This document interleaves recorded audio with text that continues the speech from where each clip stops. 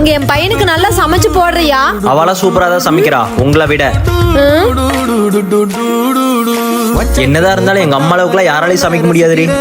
நான் கேட்டேனா இவரா இப்படி பேசுறாரு? என்ன விட நல்லா சமைப்பாளா? அங்கெல்லாம் வீட்டு வேலை இவன் தான் செய்வானாமா? நீ வீட்டு வேலை எல்லாம் செஞ்சு பழகிக்கலாமல்ல.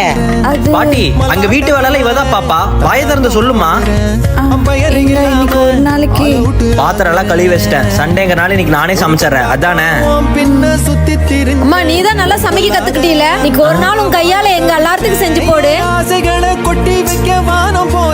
வரேங்க. எங்க நீங்க சொன்ன மாதிரி காயெல்லாம் போட்டு அடுத்து என்ன பொடி போடுறது? சாம்பார் பொடி போட்டு நல்லா கலக்கி விடு. கேக்கல. ஏய் சாம்பார் பொடிடி.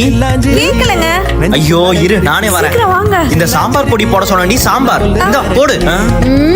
ஏமா பையன் கிடைச்சதுக்கு என் மருமக தான் கொடுத்து வச்சிருக்கா போலயே. நீ தான் பொண்டாட்டி விட்டே கொடுக்க மாட்டியடா. எப்பவுமே அவளை மட்டும் விட்டு கொடுக்க மாட்டேன்.